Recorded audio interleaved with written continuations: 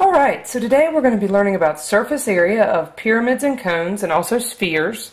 We're finishing up the last of our 3D figures, but we're still talking about surface area. And if you remember, when we talk about surface area, again we're talking about that wrapping paper effect. How much area do all of these individual shapes have if we add them all up? If we add the rectangle to the triangle, to the triangle, to the triangle, to the triangle, how much surface area would this pyramid have? And to do that, we are again going to need to make sure that we've got some vocabulary taken care of. So if you remember, every pyramid has a base. It's that polygon at the bottom that then has triangles on its sides that all make the point of the pyramid. And so that is the base. So when we're talking about the base, that's what we're talking about. The other part that we're going to be talking about today is the slant height. Now, slant height is not the vertical height. It's not the vertical height was the height from the tip down to the center of the base, but the slanted height or the lateral height was that height kind of sliding down the side of the pyramid. So I've heard it called slant height, I've heard it called the lateral height, but we're talking about the height of the sides of the pyramid, sliding down the side of the pyramid. So when we talk about our slanted height, we usually refer to it as an L, usually a cursive L. And then this is going to be our area of our base. So those are all things that sound somewhat familiar. Another thing we want to make sure that we remember is that when we discuss capital P, that we're discussing the perimeter of our base. Now the beautiful thing about pyramids is that they can only have one base. Unlike prisms, which had two, that's just two things to keep up with. We only have one base for a pyramid. And we're going to be discussing the slant height. So you want to make sure that you have all of your variables here accounted for. So we have the area of the base, we have the perimeter of the base, and we have our slant height.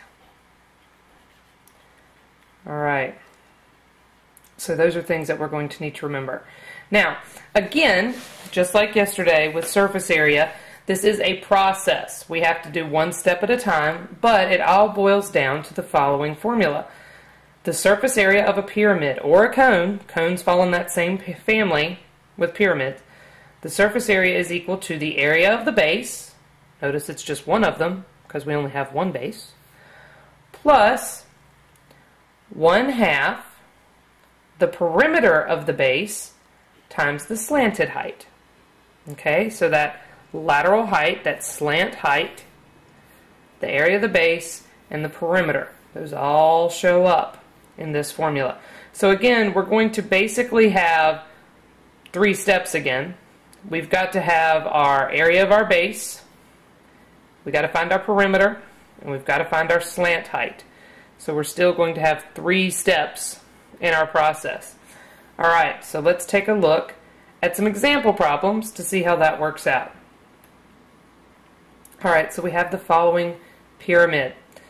It looks like it has a rectangular base, and then we have a slanted height sliding down the side here of 10. So we have a formula that says the surface area of a pyramid is equal to the area of the base plus 1/2 the perimeter of the base times the slant height. So step number one, again, same first step. First step is going to find the area of our base. Our second step, again, is going to be to find our perimeter. So similar to yesterday, very similar to yesterday, we just have a different formula that we're working with today. So step number one, I have got to find the area of my base, and my base happens to be a rectangle. So we said that you could do base times height or length times width, whichever you prefer.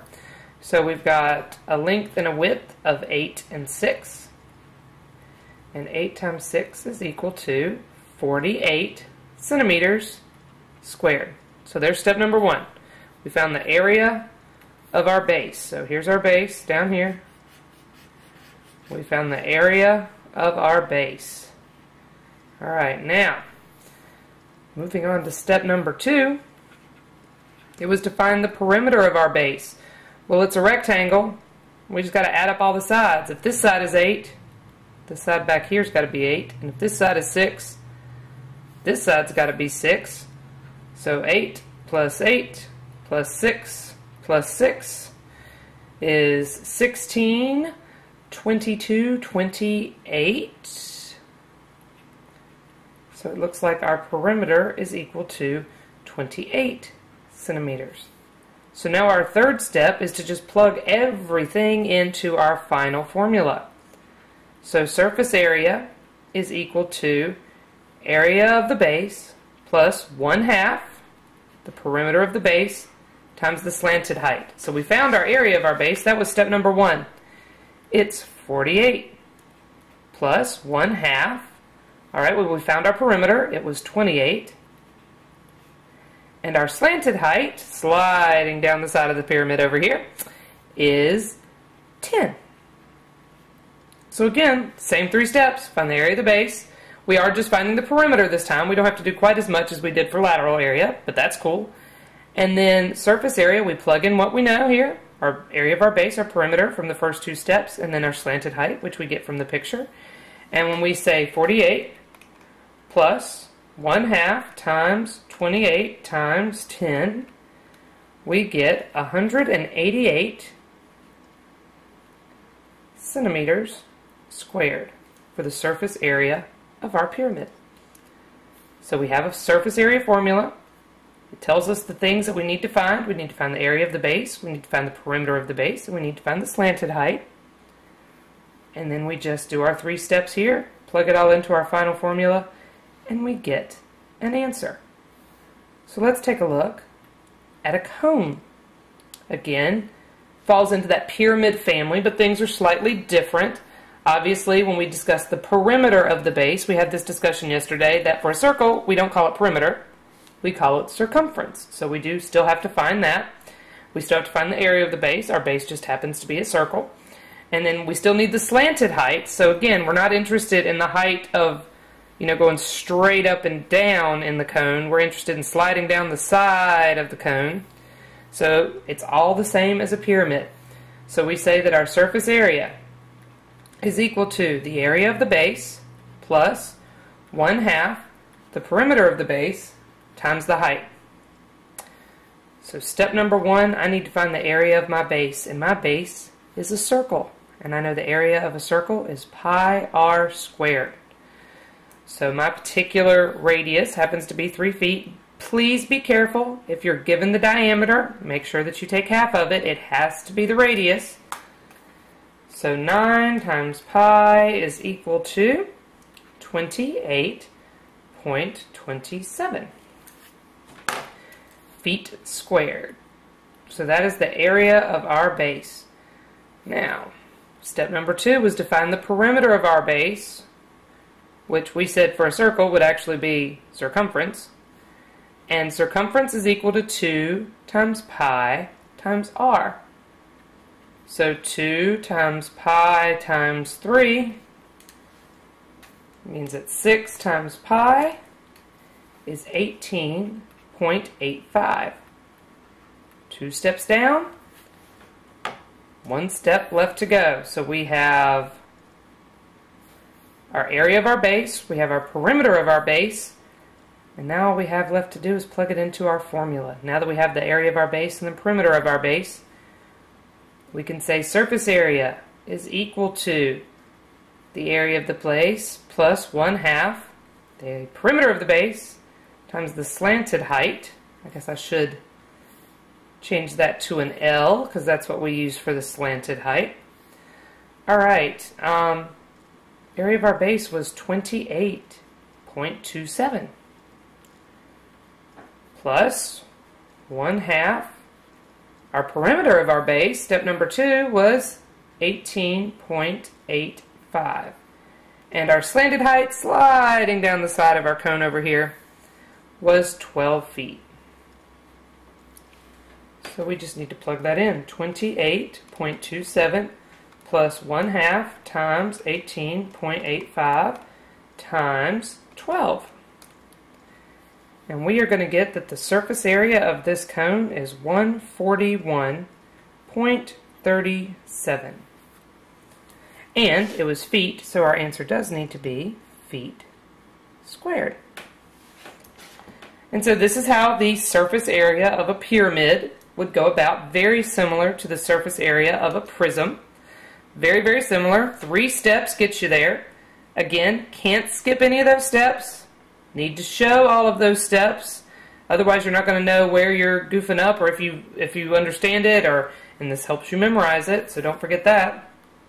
The only other shape that we haven't talked about the surface area for is the sphere, and it doesn't fall into either one of our families that we have discussed so far. It's always just kind of stuck out there all by itself. And again, we're talking about the surface area. So we're talking about what would it take to wrap this ball. You know, if we were to cut this ball open and spread out all the rubber that made the ball, that would be the surface area. And so we want to know how much surface area does this actual sphere have. And so we need our formula first for the surface area of a sphere. And the surface area of a sphere is equal to 4 pi r squared. The easiest surface area formula by far.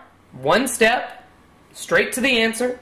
You do have to have the radius, so again, if they give you the diameter, please make sure that you take half of it and use it as radius. It only works with radius. And so for our particular example problem, it has a radius of 6 centimeters. So our surface area is going to be equal to 4 pi times 6 squared. So let's see. 4 times pi times 36, because 6 squared is 36.